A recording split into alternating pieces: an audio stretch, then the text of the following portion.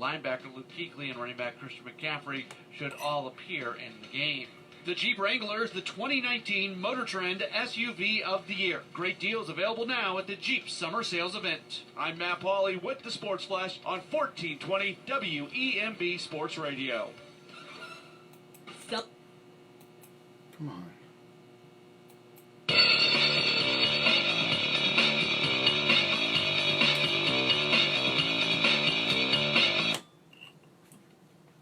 Takes a certain IQ to be able to hit a button. There we go. This is Marky Bilson, your voice of choice for a new generation of Tri-Cities sports fans. And the name of the program is Tri-Cities Sports Now, where we own the Tri-Cities with the best guests and the hardest-hitting opinions in the entire market. Today's no exception. Of course, today, Tuesday, 12:30, Asian House, Vols Talk with Caleb Calhoun of All for Tennessee. What's the offensive line going to be looking like? There's been a lot of stories out there about the Vols' historical success, which is great. Or is it? Because, well, they've had historical success. The question that I ask, are they living too much in the past?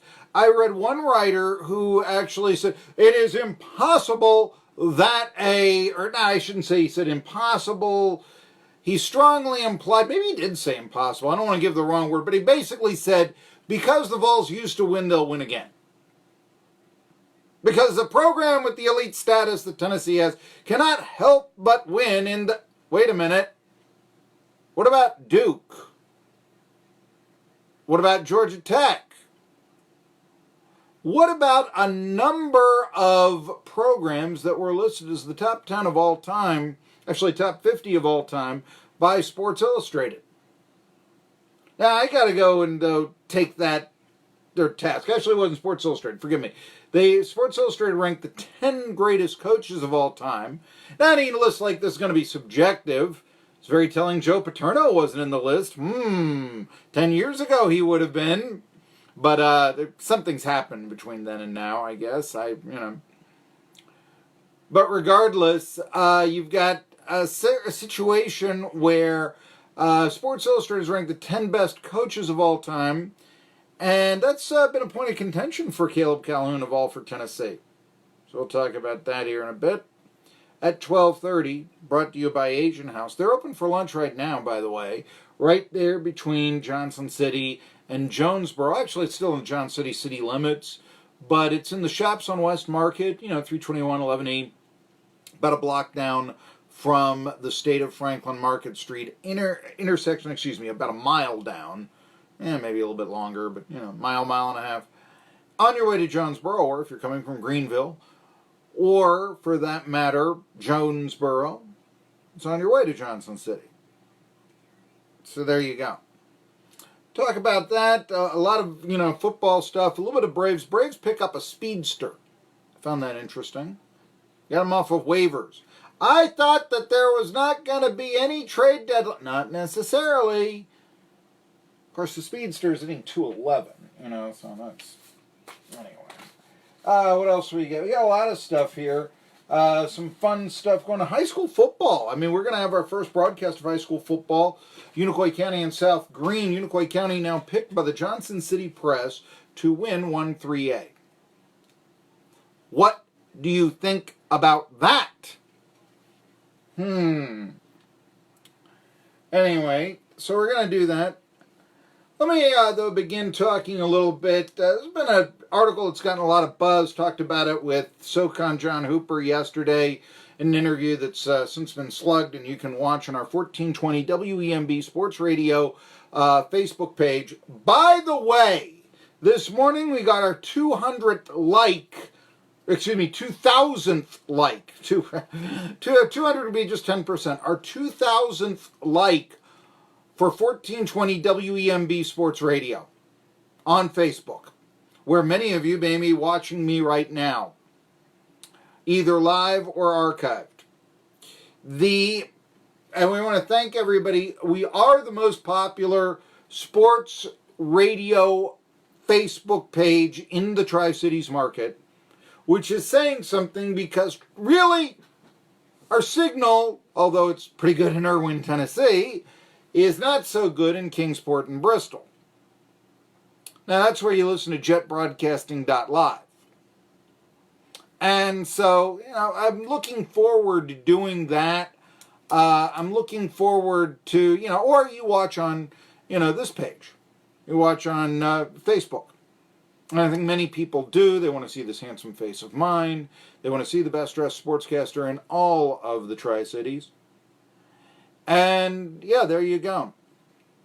I want to talk to you about Jeff Goodman. He writes for Stadium Basketball Insider, and he ranked the top 10 men's basketball coaching jobs in the Southern Conference. Of course, there are only 10 basketball coaching jobs in the SoCon. What would you say the best football job would be?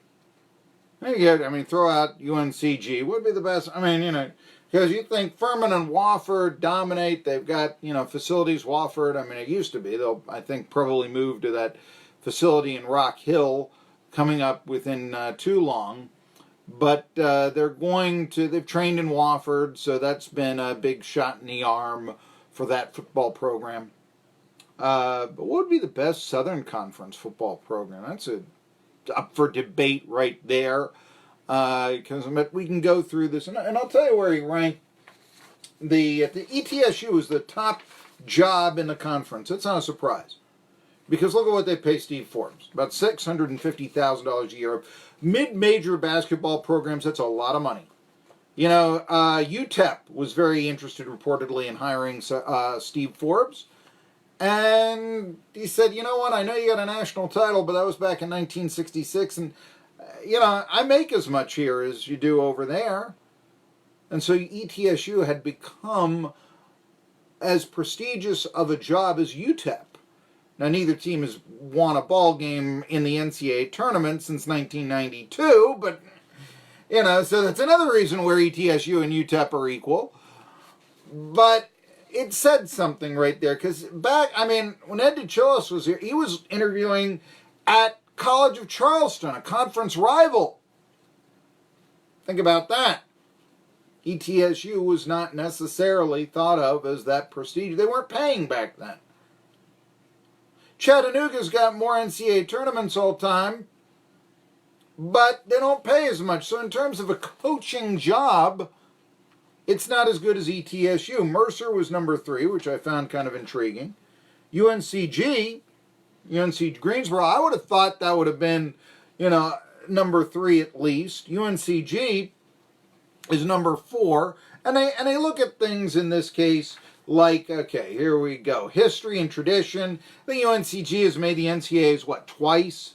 So that's it. Game atmosphere. They play in the Coliseum with about 12,000 empty seats, so that's a problem. Budget, resources, UNCG, it's middle of the road, fourth. Buy games.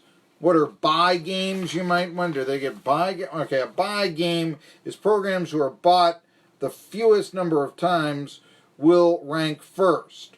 So if that makes any sense to you, that they're buy game. I'm trying to think right there. So I'm imagining that means, see, they're not very specific there. If that means the amount of times that they play a team like, say in UNCG's case, North Carolina, or does it mean the amount of times they play a team like, Brevard? That's a buy game or something like that. But anyway, buy games, and I'm sorry, the definition here of buy games, programs who are bought the fewest number of times will rank first. It sounds to me that means you're not playing at prestigious venues, which I don't agree with as terms. I would think that, yes, I want to make, if I'm ETSU, the trip to Kansas that they will make. I want that exposure. I want that opportunity at glory that really maybe Wofford enjoyed when they beat UNC a couple of years ago. And look where that got them. That got them a victory in a Southern Conference, for the Southern Conference in the NCAA tournament against Seton Hall, a team they really didn't they didn't match up that well against, but Wofford came in thinking they would win. Why? Hey, knocked off North Carolina. And if it weren't for Fletcher McGee laying an egg, they would have beaten Kentucky. Down to the Sweet 16. Let's see here. There you go. Geographical recruiting base facilities, selling pros, admission requirements. It can be a bit admission requirements, a little bit. ETSU accepts everybody, except 90% of applicants. Compare that to Stanford, which accepts fewer than 5%, but that's neither here nor there. Said UNCG, fourth best coaching job. Number 5 is Wofford. Okay, 6th is Samford. I'm not a huge Samford proponent, by the way. 7th is Furman, who've been good lately. 8th is Western Carolina. Going to talk about them. Service academies. I say service academies. Really military schools. That's more like it. VMI and Citadel. They rank 9th and 10th respectively. So tough luck, Duggar Baucom. They said you made a mistake going from VMI to the Citadel, the former Tusculum coach. By the way, I will defend him this. I mean, the reason why VMI gets ranked out of Citadel is Citadel's never made the NCAA tournament. VMI was nationally ranked in the mid-70s, but that was the mid-70s. Is that still the same one? You know, I don't know.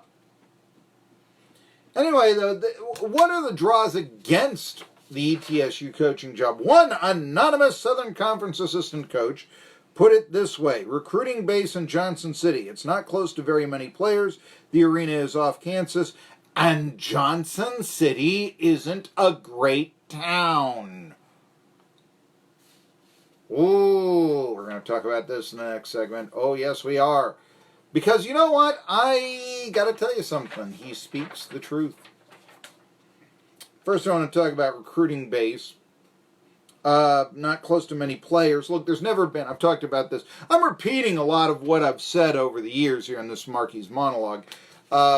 Number one, this area has never produced an NBA player.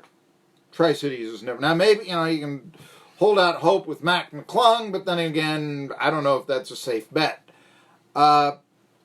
You look at what's going on, and that's, recruiting base. Think of that. Patrick Good, obviously, a star for ETSU from David Crockett. When was the last time they got a true Tri-Citian to play for them?